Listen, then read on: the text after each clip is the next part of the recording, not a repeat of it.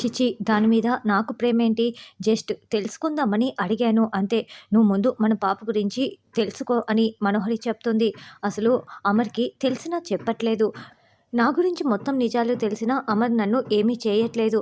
నాకు తెలిసి ఈ రెండిటికి ఏదో కనెక్షన్ ఉందనిపిస్తోంది అని రణ్వీర్ అనడంతో, చూడు ఇప్పుడు అవన్నీ మనం ఏమీ చేయలేని పరిస్థితి. ముందు మన పాప గురించి తెలుసుకో. నాకు చూడాలని ఉంది అని మనోహరి చెప్పి ఫోన్ పెట్టేస్తుంది. చూడు బాలిక, నువ్వు ఎంత ఎదురు చూచినను వాళ్ళు రావాల్సిన సమయంకే వస్తారు కదా అని గుప్తా గారు అంటే, నా బాధ మీకేం అర్థమవుతుందిలేండి గుప్తా గారు అని ఆరు అంటుంది. చూడు, నాకును కూడా కుటుంబము అన్నీ ఉన్నాయి బాలిక, కాకపోతే మీరు చనిపోతారు, మేము అమరులము అని గుప్తా గారు అంటారు. అందుకే మీకు మా బాధ ఎలా తెలుస్తుంది? నేను నా కుటుంబానికి దూరమైపోయాను కదా అని ఆరు బాధపడుతూ భాగి కోసం ఎదురు చూస్తూ గార్డెన్లో అటు ఇటు తిరుగుతూ ఉంటుంది. అదిగో బాలిక, నీ సహోదరి వచ్చుచున్నది అని గుప్తా గారు చెప్తారు. ఇక ఇల్లు వచ్చినా కూడా అమర్ కారు ఆపినా బాగి దిగకుండా అలాగే బాధపడుతూ కూర్చొని ఉంటుంది. బాగి, ఇంట్లొచ్చింది, కారు దిగు అని అమర్ దగ్గరుండి కారు దింపుతూ ఉంటాడు. బాగి కారు దిగగానే ఆరు హాయ్ అని చెయ్యి ఊపుతూ ఉంటుంది. అయితే బాగి ఆరు వైపు చూసి ఏమీ మాట్లాడకుండా కోపంగా చూస్తూ ఉంటుంది. హాయ్, సారీ అని ఆరు చెప్తూ ఉంటుంది. అయినా కూడా బాగి కోపంగానే చూస్తూ ఉంటే ఇక అమర్ రా బాగి అని దగ్గరుండి భుజంపై చేయి వేసి నడిపించుకు తీసుకువెళ్తూ ఉంటారు. అదేంటి గుప్తా గారు, నేను హాయ్ చెప్పినా కూడా బాగి ఏమీ మాట్లాడకుండా నాపై కోపంగా చూస్తూ అలా వెళ్ళిపోయింది. నేను తన సొంత అక్క అని తెలుసుకొని కూడా ఏంటి గుప్తా గారు కాస్తైనా సంతోషించటం లేదు, కోపంగా ఎందుకు వెళ్తోందని ఆరు అడగటంతో, నీకు ఆ బాలిక ముఖాన ఆగ్రహం కనిపించుచున్నదా బాలిక? నువ్వే తన సొంత అక్క అని తెలిసి నువ్వు ఈ లోకాన లేవని ఆ బాలిక భారమైన మనసుతో బాధపడుతూ లోపలికి వెళ్ళుచున్నది, దానిని నువ్వు గమనించలేదా అని గుప్తా గారు అంటారు. తన పతిదేవుడు తన పక్కన లేనిచో పరిగెత్తుకొనుచు నీ దగ్గరికి వచ్చి నిన్ను ఆలింగనం చేసుకొని గుండెలు పగిలేలా తన బాధ తీరే వరకు చాలాసేపు ఏడ్చి ఉండేది బాలిక అని గుప్తా గారు అంటే, అవును గుప్తా గారు, నాకు కూడా తనని హక్ చేసుకొని చాలా ఏడవాలని ఉంది. అయినా నేను ఇన్ని రోజులు నిజం దాచినందుకు క్షమాపణ కూడా చెప్పాలి, బాగిని ఓదార్చాలని ఉంది గుప్తా గారు అని ఆరు బాధపడుతూ ఉంటుంది. నువ్వు అనుకున్నదంతా చేస్తావు బాలిక, కాకపోతే దేనికైనా ఒక సమయం ఉంటుంది అని గుప్తా గారు అంటే, అవును గుప్తా గారు, ఖచ్చితంగా ఆ సమయం అనేది ఉంటుంది. అయినా నిన్నేమో నేను ఆత్మనని తెలిసిపోయింది, ఇప్పుడేమో తన సొంత అక్క అన్న విషయం బాగీకి తెలిసిపోయింది, రేపు తన కడుపున నేను కూతురుగా పుడతాను. ఏంటి గుప్తా గారు ఇదంతా అని ఆరు అంటుంది. ఇది విధి ప్రకారం జరుగుతూ ఉంటుంది బాలిక అని గుప్తా గారు అంటే, మమ్మల్ని ఇలా ఆడిస్తూ మీరు చోద్యంలాగా చూస్తుంటారు కదా అని ఆరు అనడంతో, నువ్వైనా నేనైనా అందరం నిమిత్త మాత్రులమే బాలిక అని గుప్తా గారు అంటారు.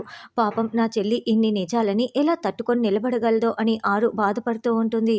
ఇక బాగి అమర్ ఫ్రెష్ అప్ అయి ఉంటారు. బాగి ఇంకా ఏడుస్తూ నిలబడి ఉంటుంది. అమర్ బాగి భుజంపై చెయ్యి వేయగానే, ఎందుకండి ఎందుకండి నా దగ్గర నిజం దాచిపెట్టారు, నా సొంత అక్క అని తెలిసి కూడా ఎందుకండి నాకు నిజం చెప్పలేదు అని బాగి ప్రశ్నిస్తూ ఉంటుంది. ఎలా చెప్పను బాగి, నీ చిన్నప్పుడే మీకు దూరం అయిపోయిన అక్క మీ కళ్ళ ముందర లేదని నేను ఎలా చెప్పను బాగి అని అమర్ చెప్తుంటే, అప్పుడే మనోహరి అక్కడికొచ్చి షాకింగ్గా వింటూ ఉంటుంది. మీ అక్క ఎప్పటికైనా తిరిగి వస్తుంది అని మీరు ఎదురు చూస్తూ ఉన్నారు, అలాంటి అక్క ఎప్పటికీ తిరిగి రాదు అని చెప్పి మిమ్మల్ని నిరాశపరచనా? నువ్వు వచ్చింది నీ సొంత అక్క స్థానంలోకి అని నీతో ఎలా చెప్పను బాగి? నువ్వు ఎంతగానో ఇష్టపడే మీ అక్కని ఎప్పటికీ ప్రాణాలతో సజీవంగా చూడలేవని నీతో ఎలా చెప్పను బాగి అని అమర్ చెప్పగానే బాగి చాలా చాలా ఏడుస్తూ ఏమండి అంటూ అమర్ని హక్ చేసుకుంటుంది. ఇక అమర్ కూడా బాగిని హక్ చేసుకొని తడుతూ ఓదారుస్తూ ఉంటారు. ఇదంతా వింటున్న మనోహరి, ఈ నిజం కూడా తెలిసిపోయిందా? ఇలా ఒక్కొక్క నిజం తెలిసిపోతూ ఉంటే ఆఖరికి అమర్కి నా గురించి కూడా నిజం తెలిసిపోయేలా ఉంది. బాగి నోరు విప్పకముందే నేను పని పూర్తి చేసేయాలి, త్వరలోనే దీని కథ ముగించేయాలి అని మనోహరి మనసులో అనుకుంటూ అక్కడి నుంచి వెళ్ళిపోతుంది.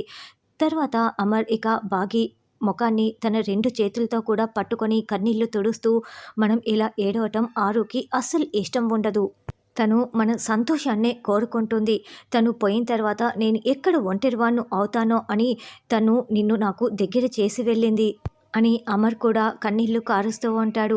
అక్కనే మన పెళ్లి చేసిందండి, ఈ తాళి నా మెల్లో పడడానికి ఈ పెళ్లి చేసింది అక్కనేనండి అని బాగి మనసులో అనుకుంటూ ఉంటే, నాకు పిల్లలకి నువ్వు తోడుగా ఉండాలని ఆరు నిన్ను పంపించింది బాగి అని అమర్ చెప్తుంటే, అని అమర్ అంటే, అవును, చిన్నప్పటి నుంచి అక్క ప్రేమ నాకు దూరం అయిపోయింది కదా! పిల్లల ద్వారా నాకు ఆ ప్రేమను పంచింది అని బాగి మనసులో అనుకుంటూ ఉంటుంది. ఆరుని నువ్వు ప్రాణాలతో చూడకపోయినా తన ఆశ ఏంటో నీకు ఈ పాటికే అర్థమయ్యి ఉంటుంది కదా బాగి అని అమర్ అంటాడు. అక్కతో నేను రోజు మాట్లాడుతున్నాను. అక్క ప్రేమ నాకు అర్థమైందండి అని బాగి మనసులో అనుకుంటూ ఉంటే, నువ్వు ఇక పడుకో బాగి. దేని గురించి ఆలోచించకు. నువ్వు సంతోషంగా ఉండు అని అమర్ అంటాడు. ఒకసారి నేను లాన్‌లోకి వెళ్ళొస్తానండి అని బాగి అంటే, ఈ టైంలోనా? వద్దు బాగి అని అమర్ అంటాడు. ఒక్కసారండి, త్వరగా వచ్చేస్తాను అని బాగి అంటుంది. వద్దు బాగి, నువ్వు ఈ సమయంలో వెళ్ళావంటే మళ్ళీ పిల్లలు చూస్తే ఏదేదో మాట్లాడతారు. అది నాకు ఇష్టం లేదు. ఆరు ఫోటో చూసిన దగ్గర నుంచి నువ్వు మనిషివి మనిషిలా లేవు. అందుకే నేను చెప్తున్నాను కదా, రెస్ట్ తీసుకో అని అమర్ అంటుంటే, నేను బాగానే ఉన్నానండి అని బాగి అంటుంది. సరే బాగి, వచ్చి పడుకో, రెస్ట్ తీసుకో అని అమర్ బాగిని పడుకోబెడుతూ ఉంటాడు. అమర్ బాగిని ఒళ్ళో పడుకోపెట్టుకొని దుప్పటి కప్పి జోకొడుతూ ఉంటాడు. తర్వాత మంగళ బట్టలు మడత పెట్టుకుంటూ ఉంటే రామూర్తి ఫోటోని చూసుకుంటూ, అయ్యో బాగికి నిజం తెలుస్తుందని నేను అస్సలు అనుకోలేదు అని బాధపడుతూ ఉంటే, అందుకే ఆ ఫోటో వద్దని చెప్తే నువ్వు విన్నావా అని మంగళ అంటుంది. అయినా నా కూతురు ఇక్కడికి వస్తుంది, ఫోటో చూస్తుందని నేను కలగన్నానా? చిన్నప్పుడే వాళ్ళిద్దరిని దూరం చేసేశాను, పాపిష్టివాణ్ణి.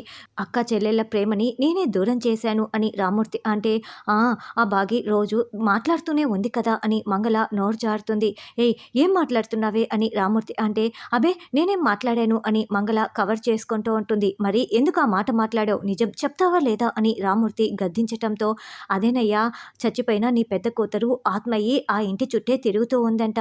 బాగి మనిషి అనుకొని రోజు ఆ అరుంధతి ఆత్మతో మాట్లాడుతూ ఉందంట.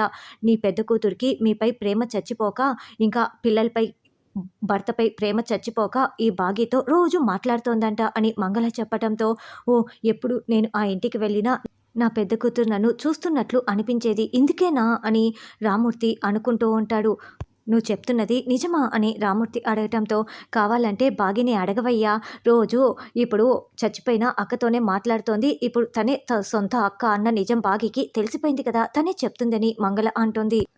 చావుకి పథకం సిద్ధమైపోయింది రణవీర్. ఇంతకుముందు పాలు ఎర్రగా మారటం చూశారు. ఇప్పుడు ఆ బాగి రక్తం కక్కుకు చస్తుంది అని చెంబ అనడంతో, ప్లాన్‌లో చిన్న చేంజ్ చెంబ. మనం చంపాల్సింది బాగిని కాదు అని రణవీర్ అనడంతో, మరి ఇంకెవరు? పిల్లలనా? ఆ ఇంటి డ్రైవర్ రాథోడ్‌నా? ఇంకెవరిని అని చెంబ ప్రశ్నిస్తూ ఉంటుంది. అమరేంద్రని అని రణవీర్ చెప్పడంతో, ఏం మాట్లాడుతున్నావు అని చెంబ చాలా షాకింగ్‌గా అడుగుతూ ఉంటుంది.